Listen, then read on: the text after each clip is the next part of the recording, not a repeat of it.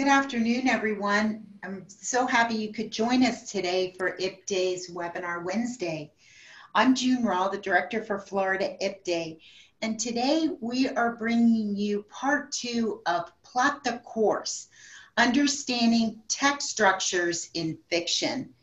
You were with Bonnie on October 24th, where she did part 1. So those of you who did not have the opportunity to see part 1, you could go back and review it in the archives. So this webinar will build on the skills that Bonnie talked about in part 1 of this series. And I know she's got a lot to tell you about. Bonnie is not a stranger to all of us. So I'm going to turn it over to Bonnie now.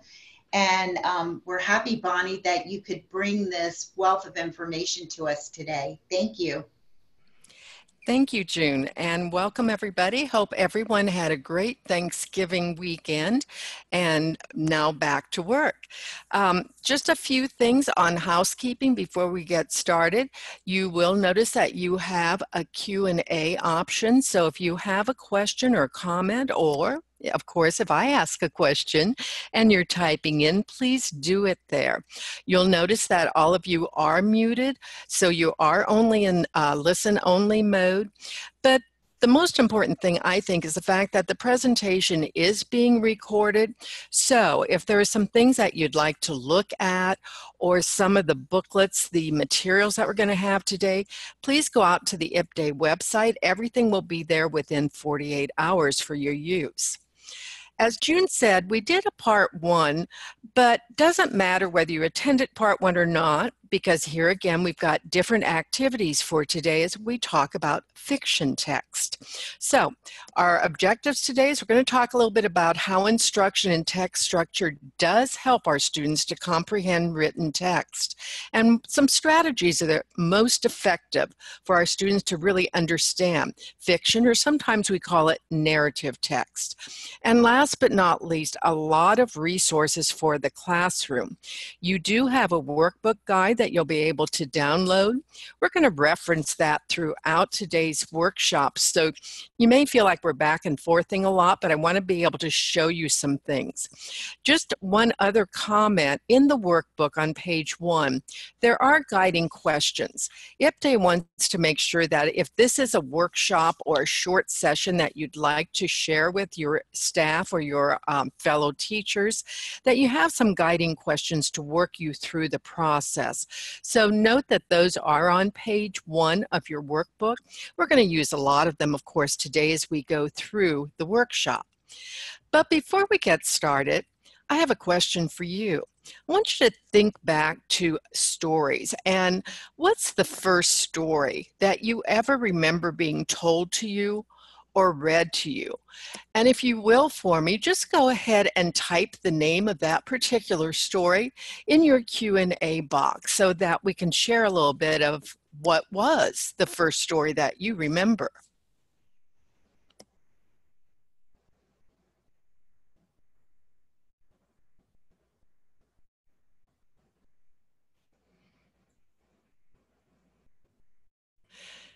And June, while I'm waiting for everyone to type in the first story that they remember, what's the first story you remember being read to you? Gosh, the first thing that's coming to my mind is Winnie the Pooh, because I used to love Winnie the Pooh. Oh, and we have out here the tale of Peter Rabbit, Briar Rabbit, Uncle Remus's rabbit. So we have a lot of rabbits here, I guess, right now. Anything else? Oh, a story about Santa Claus, The Fox and the Hounds. Okay, everybody's brain is getting going right now. Any other first stories you remember? Mother Hubbard, all the Mother Hubbard things, yes.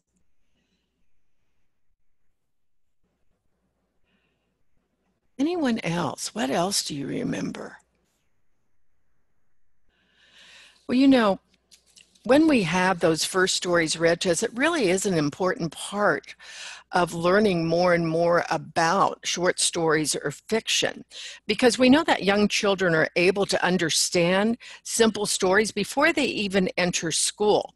And how they do this, of course, is the fact that they've been read to.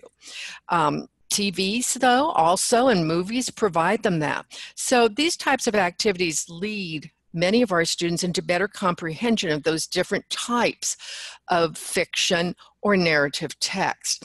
And you see some of the things that are here. Some of the items that, again, may have been read to us, or our students or ourselves may have seen some of these things on television or movies. Everything from those fables to those folk tales to fairy tales to science fiction to the short stories, plays, all of those things are indeed fiction. And it's an important part of better comprehension. So, one of the types of fiction that we're going to talk a little bit about today is the short story, and what it is and why we should even use short stories in the classroom. So if I had to ask you the question, what is a short story? What would you tell me? What's some ideas of what is indeed a short story? And again, if you can just type those into the Q&A, some of your ideas of what a short story is.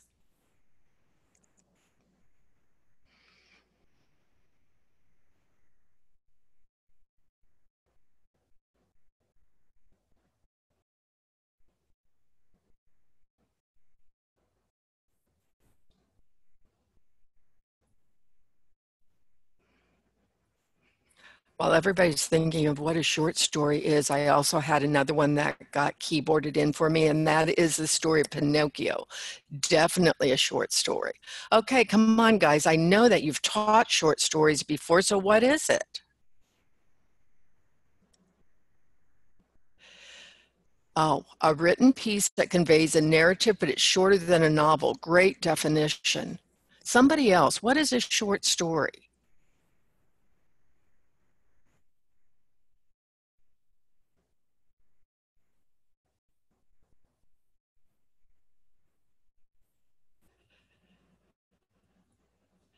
Well, let's take a look then. Okay, it looks like I'm just jumping.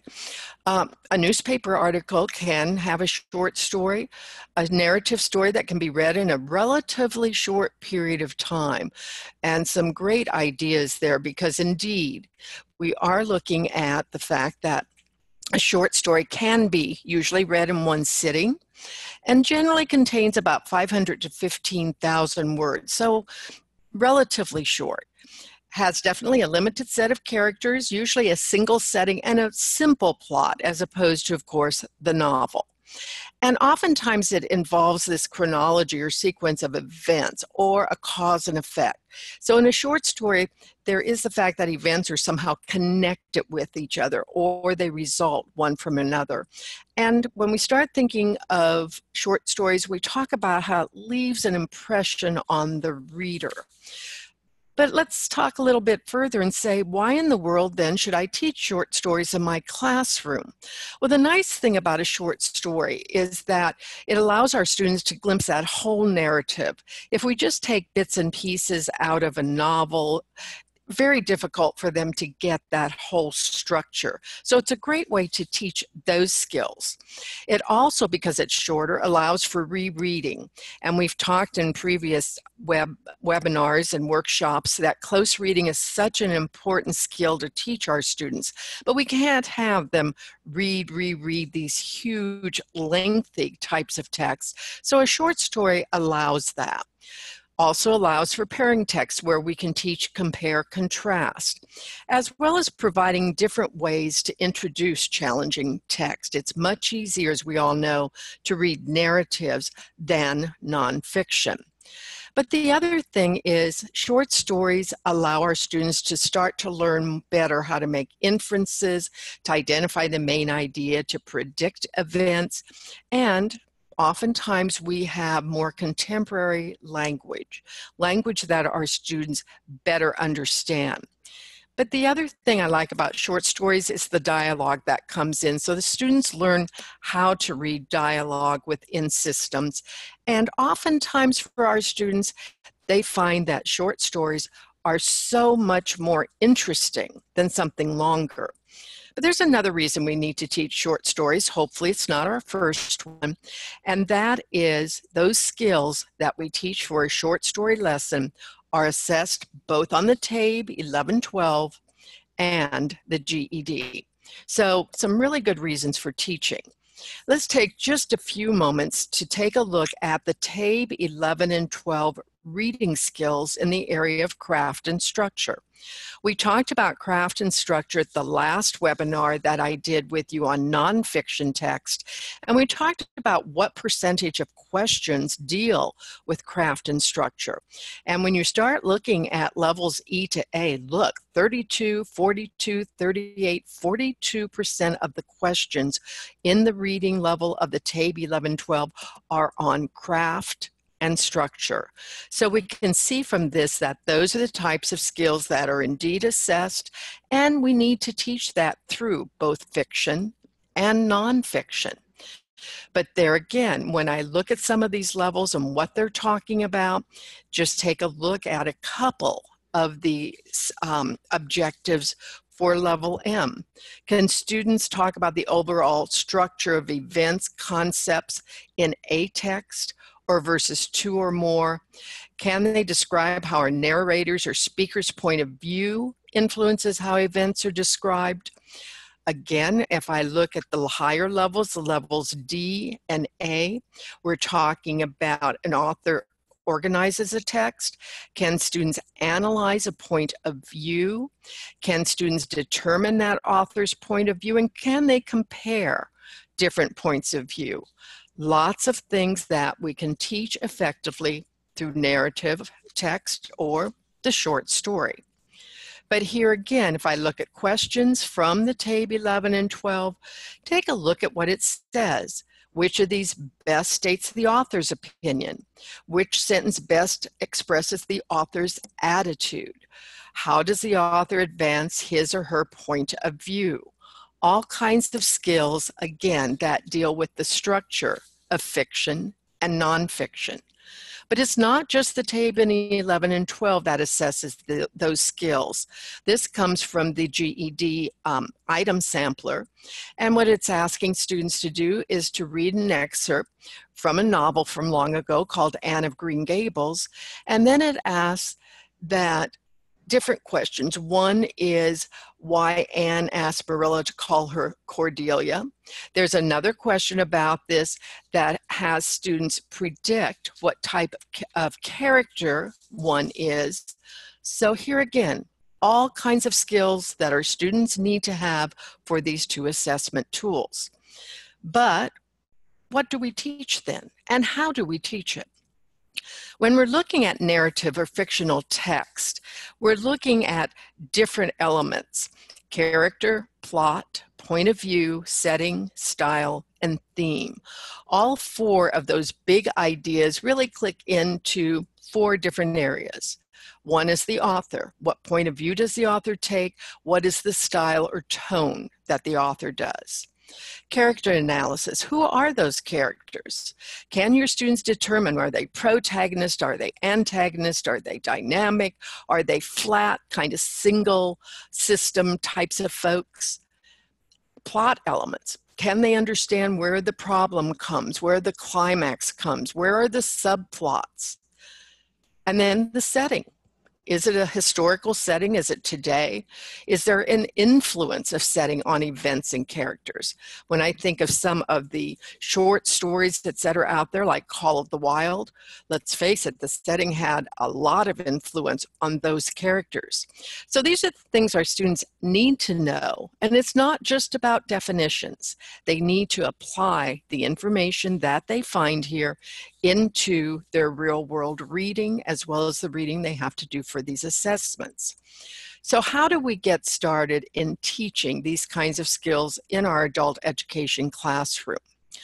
Well, it should sound easy, but sometimes we don't think about it. First, of course, we have to find the materials that we want to use, the short stories. And there are some really extremely short stories out there, such as For Sale, Baby Shoes, Never Worn. And that was actually by Ernest Hemingway, although it's a little bit unsubstantiated. They're not quite sure whether he did or did not do it. The next one is by Margaret Atwood. Corpse Parts Missing, Doctor Buys Yacht. Boy, that leads my brain to go lots of different ways. No, there actually is a whole lot more to reading fiction than these extremely short stories. So let's look at the process a little bit. To get started introducing a lesson on short story, as I said, first of all, we have to select a suitable story. And we'll talk about a few of them in a bit, but there's not one perfect story. You need to look at your students, because if your students are younger, if your students are more mature, if your students are in a regular adult education classroom, if you're in correctional education, you need to select that story that's suitable for your audience. The next step stands to reason. You need to design that hook or that introduction to the lesson that you're teaching. And then there's nothing more than preparing the reading activities that you're going to use. A pre-reading activity to get started. What kinds of activities will you have students do while they're reading? What is your summation activity for a post-reading? And then how are you going to extend that activity? What we're going to do in today's session, and specifically this section, we're going to talk a little bit about each of those activity levels. So we're going to talk a little bit about what do you want to happen during pre-reading. Then I'm going to show you a few graphic organizers that are in your workbook that you may wish to use or try. And we're going to go through that with each of these. Then the last session of today's webinar, we're going to take a look at an actual short story and some types of activities that you could use that hopefully would work very well for all different types of classrooms. Now, does this sound like a reading workshop? Yes, it is, because quite honestly, if your students can't do these kinds of things, they're going to have a difficult time in effectively reading any type of fiction or narrative text. So let's briefly review. What do we want to happen during pre-reading? Well, first of all, we want to motivate our students. We want to make sure that we've piqued their interest a little bit, so they're going to go that next step. And sometimes that means that we're going to activate some prior knowledge that they have or some background information that they have about what they're going to be reading today. We also want to familiarize them with the features of whatever genre or test type.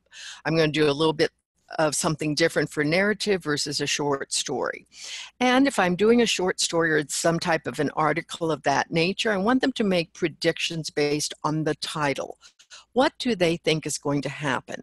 Or if I have them read that first paragraph or so of the story, what do they predict will happen? If you think back to some of the questions you may have seen on the GED test, some sample questions, or on the TABE test, you'll notice that some of those questions do ask students to predict what they think will happen next. So that's why predicting is such an important skill. And then we want them to have the opportunity to think and talk about the different text topics. So pre-reading, hopefully you all have some pre-reading strategies that you do use, but pre-reading strategies that we've provided for you today. Let's just take a quick look through the workbook from the get-go. And like I said, you have this workbook to download yourself and to print as you want, or as you see some of the different things there to use. And I'm going to click down just through the couple pages we've not seen, and then we're going to go through graphic organizers for pre-reading. I said something earlier about guiding questions, and you'll notice that page 1 has some guiding questions, nice review questions about the webinar. We talked about those basic elements of fiction. Maybe what you would like to do is have a chart to share with your students. So here's your chart to use in your classroom. We're going to talk a little more about plot in just a bit. But then if I go all the way back to the last section of this workshop, or workbook, I should say, that says graphic organizers for teaching literature, you'll notice that what we've provided for you today are just a few pre-reading questions, activating some prior knowledge. And then one of them that has always been my favorite because I used it for so long with my students. If you've been with me in a workshop before, you probably remember the tip strategy. And part of why I liked this so well was that oftentimes I would forget some of the questions for some of the other strategies. So I liked this acronym.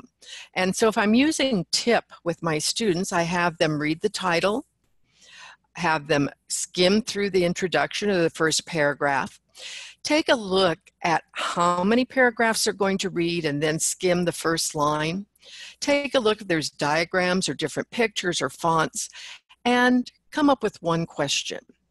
A real easy pre-reading strategy that can be used both with fiction and nonfiction. But as we get into the short stories in just a moment, you'll see that it works really well there as well. So just a couple pre-reading strategies. Again, the important part with our students is to make sure that they do something, that they interact with the text prior to starting the reading. So as we look through pre-reading activities, here again, make sure that we have them. But we also want students to interact with the text while they're reading. And so sometimes some of our students like to do the highlighting or the annotations or Postit notes. As we're doing that with students, again, if your students are like mine, sometimes their whole page would look yellow. So I'd have to spend some time modeling so that they realize they needed to do only the most important things. We also know that while reading, we want our students to question the text and make predictions. You know, I have lots of characters. How are they related? What's the character's motivation, or what will happen if? We also want them to identify the different elements as they're reading, infer what they think the character is thinking, and sometimes to complete graphic organizers while they are reading chunks of text, especially if the short story that we've selected gets to be a little lengthier one. Really important, again, that they chunk it through some type of chart. Here again, there are so many different types of resources out there that you can use, but let's take a look at just a couple that we've sharing with you. As we go through these different types, think to yourself, are these some that you use right now? Or are they some that you'd say, I really like the way that one looks? You'll notice that in this segment, many of these organizers or activities can be used as a while reading or post reading. First of all, it's important, can students identify the different story elements? And you've got a nice graphic organizer here that really asks your students the basics as they're reading. Where does the story take place? When does it take place? Who's the main character? List the other characters. And then what's the basic sequence? What happens first, then, and finally last? Something as simple as this helps your students organize, but it also helps them strongly interact with text. Another graphic organizer that works really well, same type of thing, only it gives your students just boxes to write in. Characters, again, title of story, who it's by, the basic plot, point of view, conflict, and setting.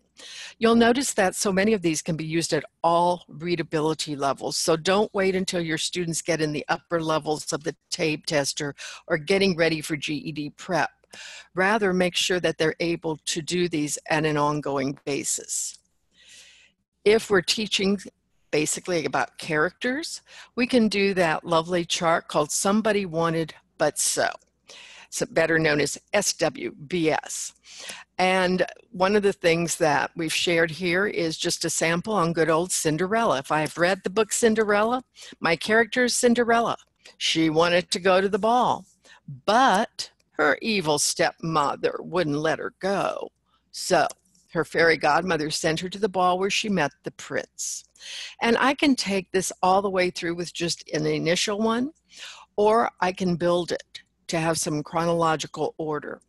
One simple graphic organizer goes a long way in teaching that nice character analyzation and chronology. And you've got some nice clean ones there.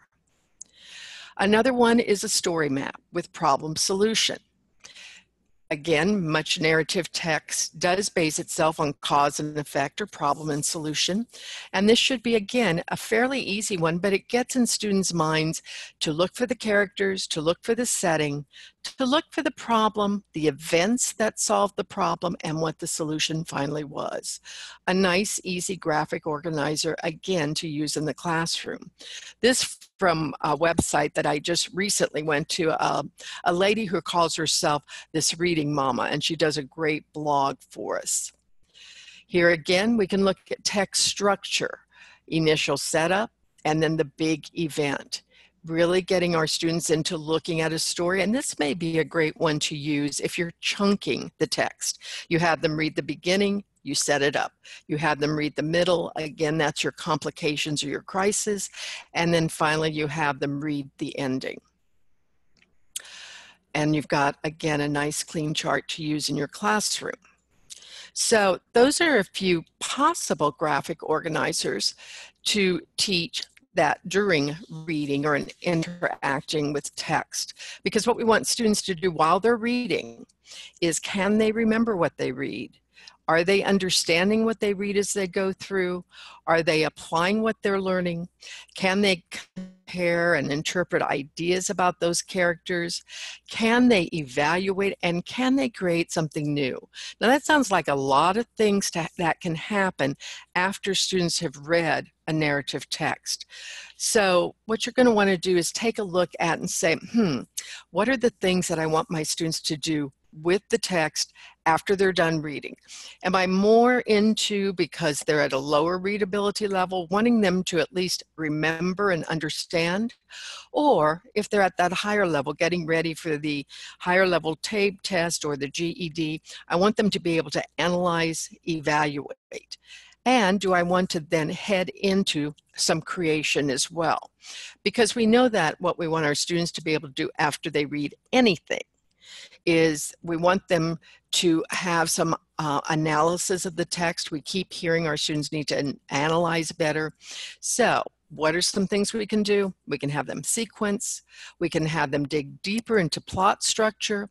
Maybe we can have them do a character analysis or getting deeper into rhetorical analysis.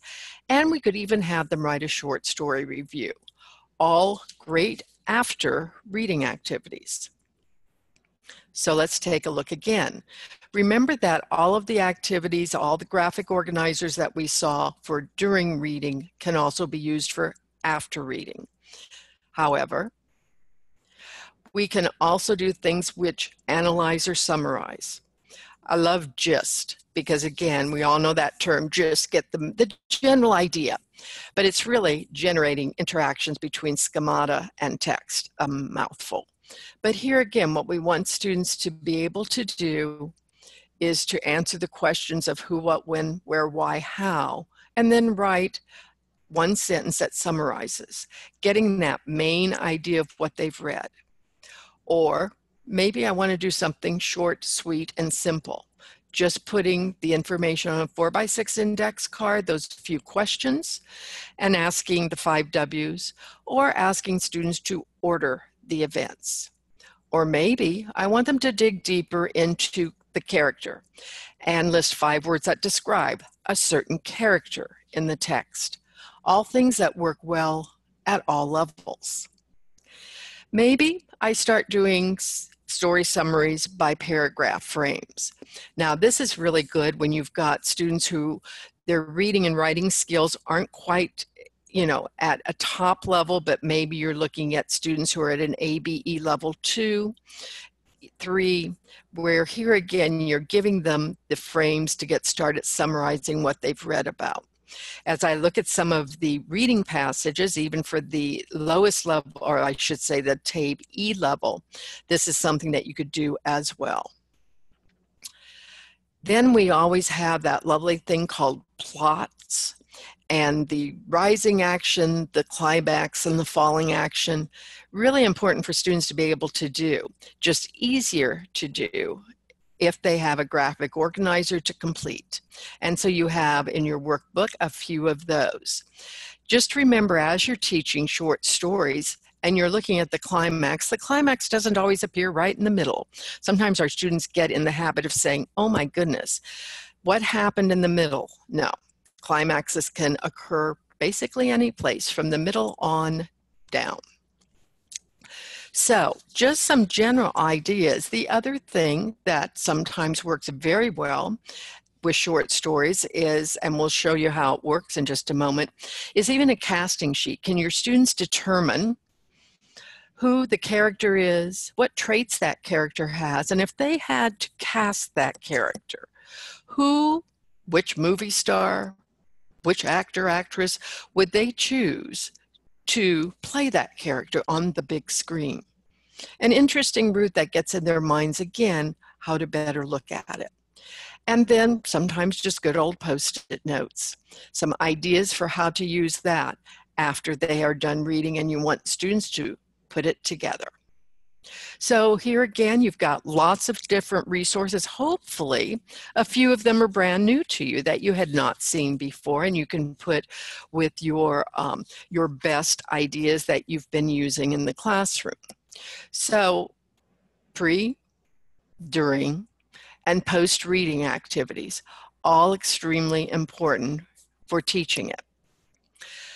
But let's take a look. How does it work in an actual lesson plan? Because there again, I can't use every single one of those. Plus, I have a couple I really like.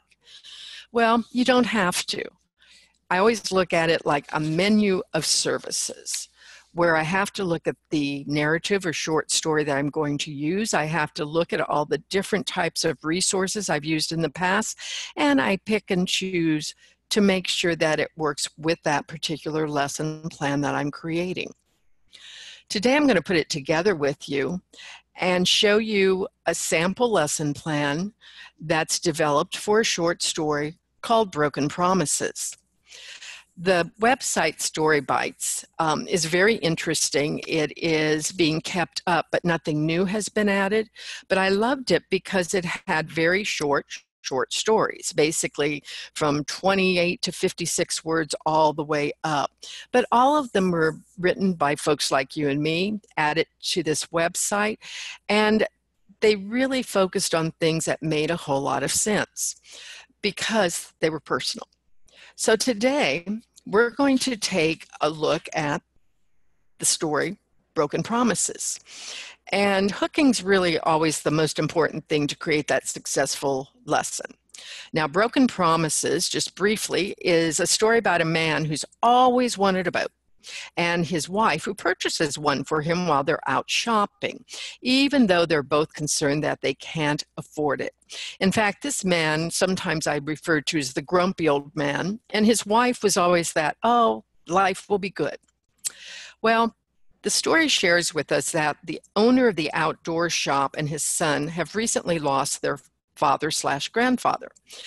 This special man he always wanted to retire and spend his time out on his boat fishing.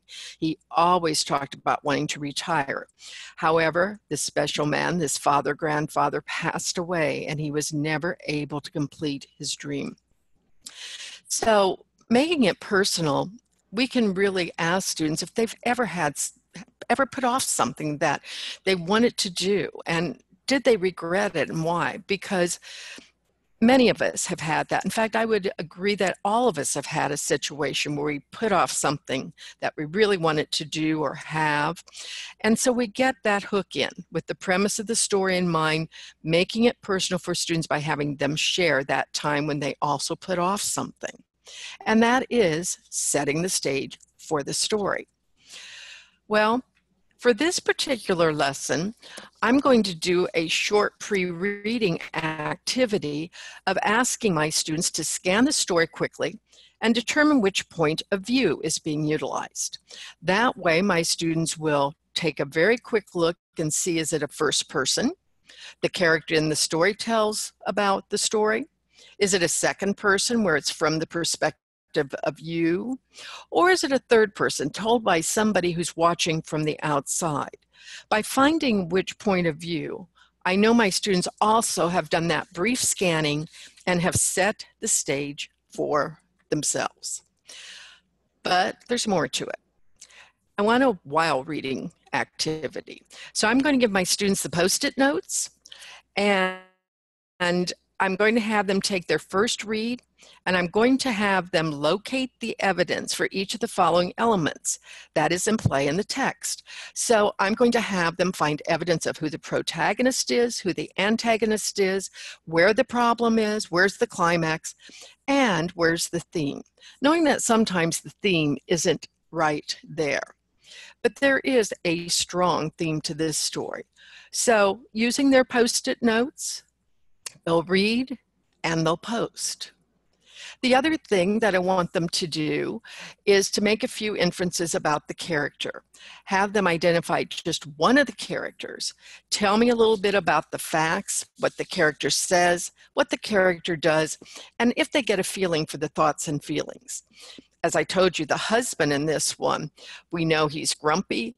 We know he's retired. We know he wants a boat.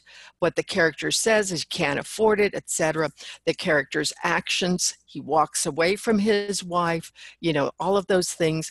His thoughts and feelings, again, he's scared about being retired. He's scared that he's not going to get the things that he wants because he can't afford them. So a very quick character analysis that can be done by any level of student. As we go on, again, I want them to really take a look at it. So they've read it for the first time.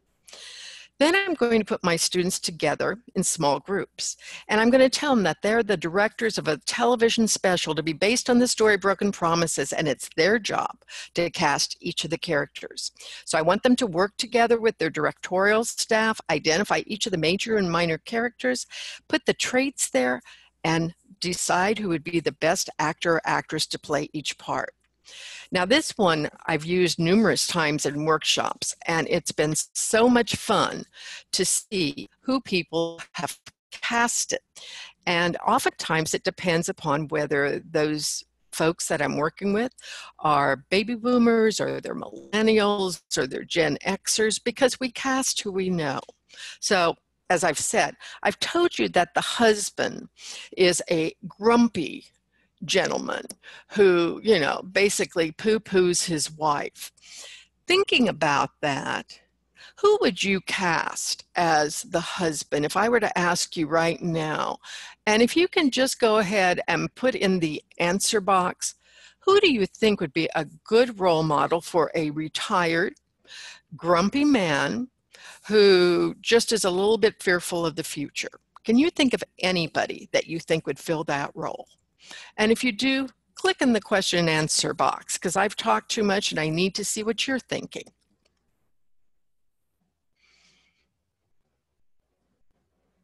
Walter Matthau or Jack Lemmon from Grumpy Old Men, great.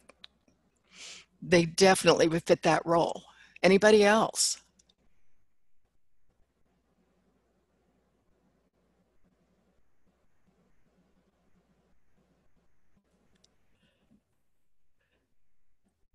Who else can you think of? Yes, we've got two really good ones. Oh, in the past, I've heard people like Archie Bunker. We've looked at people a little, you know, maybe younger. Mr. Mitchell from Dennis the Menace. I like that one as well, too. You see, by having students cast these folks, all of a sudden they start picturing what that character could look like and some character traits. Clint Eastwood, yes, especially as the gnarly older Clint Eastwood. Great ideas. Okay, so you got an idea of who the husband would be. Let me describe the wife. Oh, Robert De Niro from Meet the Parents. Excellent. The wife is a quieter, usually happy, sees the positive in everything. And when she doesn't like what her husband says, just kind of, you know, ignores him a little bit, but says, yes, dear. So knowing that about the wife, who would you cast as the wife?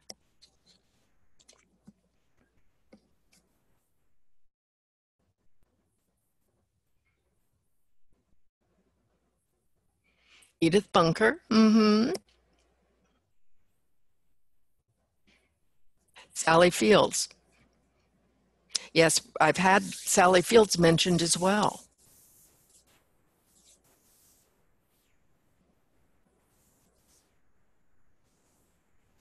Peggy Bundy.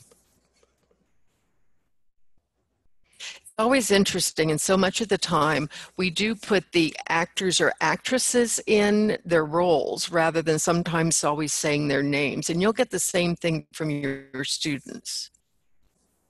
Anyone else? Then while you're thinking, I'm going to have you think one more today, and that is Matthew. Matthew is the son who sells. He's the grandson, I should say, of the gentleman who passed away. And he's working out front for his dad in, the sports shop. And when he sees this couple, he talks about his grandfather because of how much he misses him and what a wonderful man he was, and how he wished his grandfather could have gotten that boat and could have gone out and just spent so much time. So if you're looking at a Matthew, because we don't hear a lot about him so that I can really describe him much further, except his total love for his grandfather and his wanting to help this couple, who would you cast to be Matthew?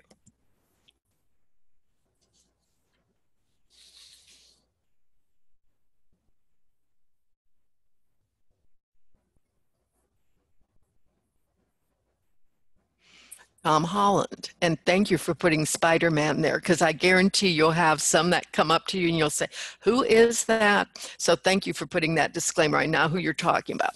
John Boy Walton. And I do remember that show, yes. He was a good kid. Anybody else you can think of?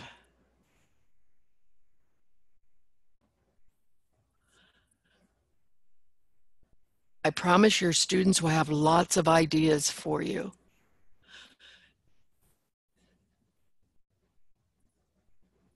There's a few in the chat, Bonnie. Yes. I'm going to go back to Alice, the wife of Jackie Gleason, and now we've got Johnny Bravo and Ron Howard, definitely the young Ron Howard. You're giving some good examples, and your students will too. And if you can ask them to give you an idea of why, it even makes it better. Now, some of our students are very visual, some are very kinesthetic learners. So the other thing you can do, or I may wish to do with my students on this particular activity, is I want them to cast or get their cast in a setting. So have them draw the setting for their cast. Now, if they don't like to draw, maybe describe the setting. Depending upon your students, again, a great thing to pull it together. Now, I have the characters, I have the setting.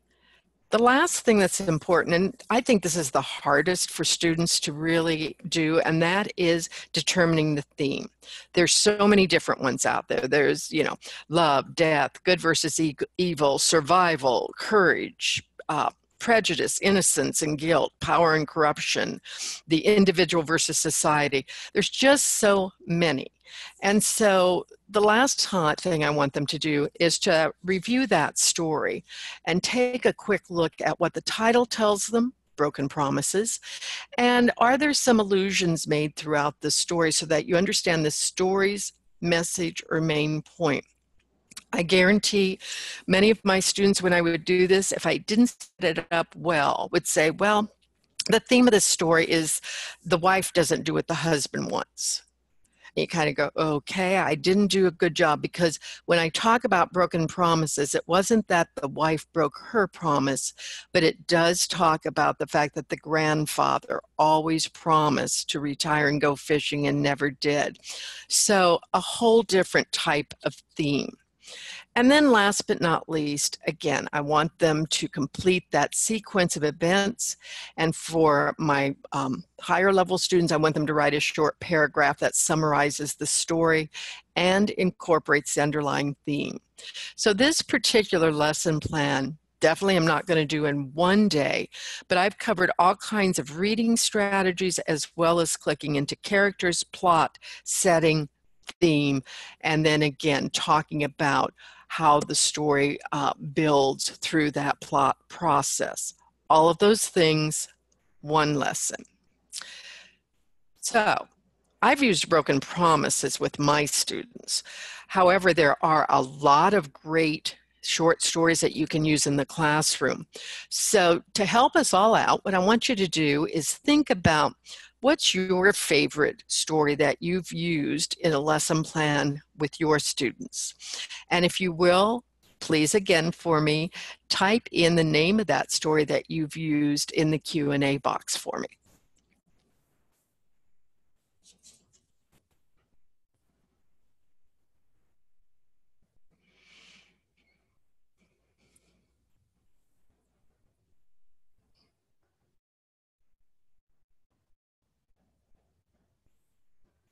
All Summer in a Day, The Pit and the Pendulum,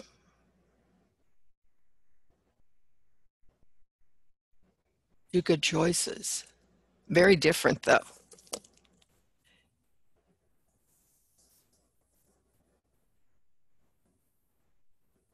What other short stories have you found really useful?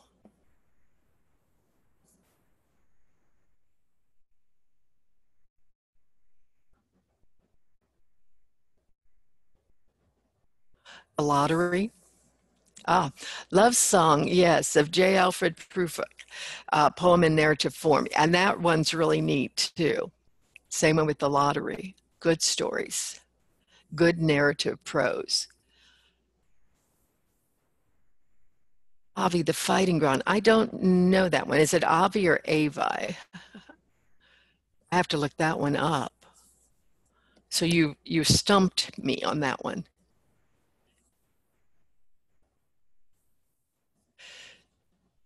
While you're thinking for a moment more, the wonderful thing I like about the web at this point is there's some great beginning lesson plans or current lesson plans out there that fellow teachers have created, so we don't have to recreate the wheel, so to speak, and some great activities.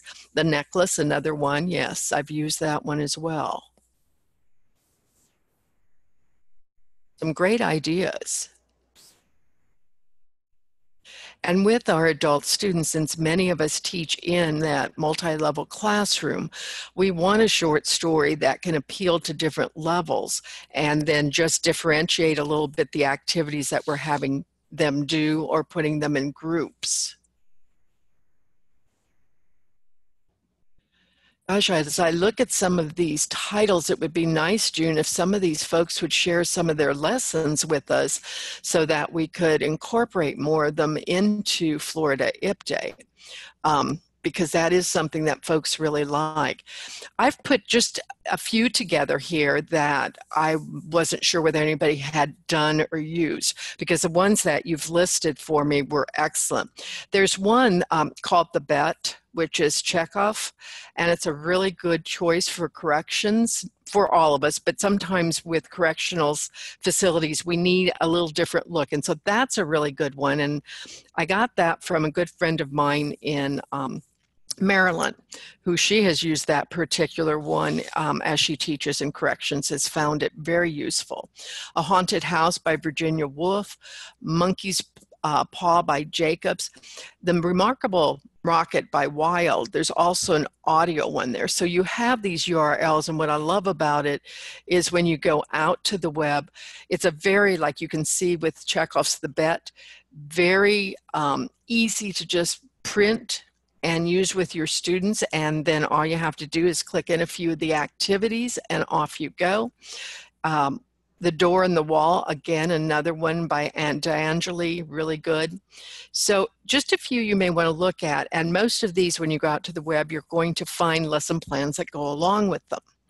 So just think, at least go out and take a look at some of these. But the bottom line is you don't need somebody else's lesson plan if you just have those few activities to go along. So where can you find a few more lessons and activities? Just a couple quick things for you today. First of all, do not overlook the fact that out on Florida IP Day, we do have some lesson plans already. Themes and short stories is one lesson plan there. meaning and making inferences also deals with narrative text.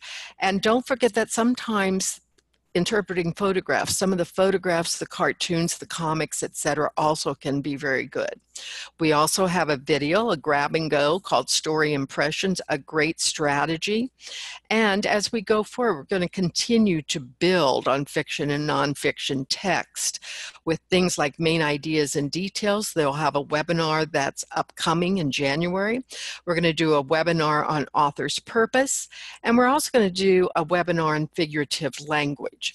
Today's webinar, as well as these upcoming ones, are primarily dealing with those areas in reading that we have not provided a workshop for, and yet with the new TABE 11 and 12, folks have said, okay, what can I do to get my students prepared for some of those areas?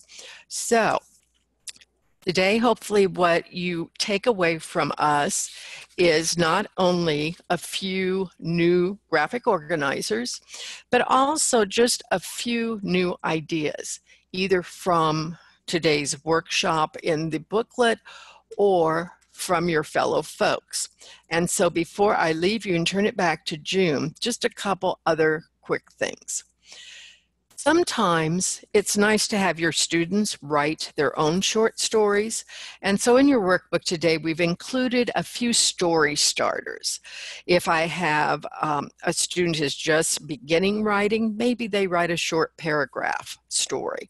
If I have students who are at, higher levels of the writing skill, there again, I'm going to expect a little more of them that way. And then I have some original short stories that I can use in the classroom. So you've got a few ideas there. But last but not least, what we've included for you today are some websites of printable short stories to get you started, things that you can go out, download, print for your classroom. So everything from the website of awesome stories and classic short stories to stories that can be at all levels. I want to point out the reading skills for today's adults. This particular site goes from a readability level of a 0.7, yes, you read that right, to an 8.9. And these shorts, some of them are short stories, some of them are nonfiction, but they're written by teachers for this particular website by Marshall Adult Education. Sometimes it's really hard to find short nonfiction, short fictional items that are written at that low of a level, but written for adults.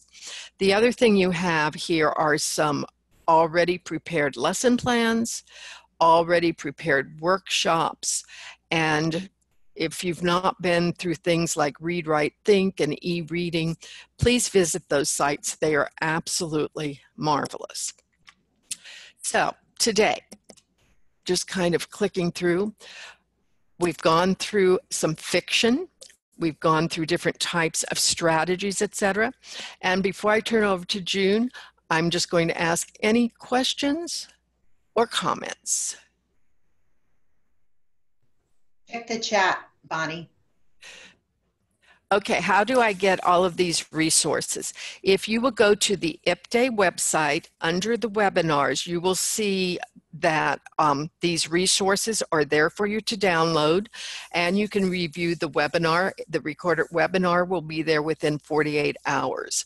I believe that our webmaster told me that the materials are already archived there except for the webinar. So just go to Florida IPDAY, click on the archived webinars, and you'll be able to download these materials. And if you have other questions, please feel free to either email at Florida IPDAY or me personally. Be glad to assist however I can as well. And I totally agree with Mr. Bond's comment. Thank you, Bonnie. Excellent as always. Oh, and if people look under the chat, the archive link is there. So you can just click on it.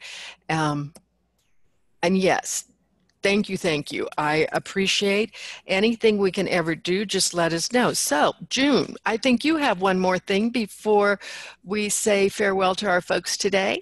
Yes, thank you, Bonnie, so much. Before you leave us today, we really want to get your feedback. You see 3 short questions that are now on your screen. Just take a few minutes to answer those for us. And as you're doing that, know that you can always comment your needs to us through IPDAY. We would love to hear from you. And also, all of your proof for attending this webinar is in your portal. So if you have any questions about that, you can call us offline and we'll talk to you about it. I hope that now the questions will disappear, so thank you for that. I hope that you'll be joining us on December 12th. We have Tara McLarnon from the Florida Department of Education, along with Jenna Moniz from Broward Schools, and we are going to be talking about next week about what the data is showing us in adult education, specifically regarding retention and how we keep our students in our programs. We'll also share with you some action steps that maybe we can take that can potentially, make a difference for our students. So until then, I wish you a great rest of the afternoon, and thank you again for all your support.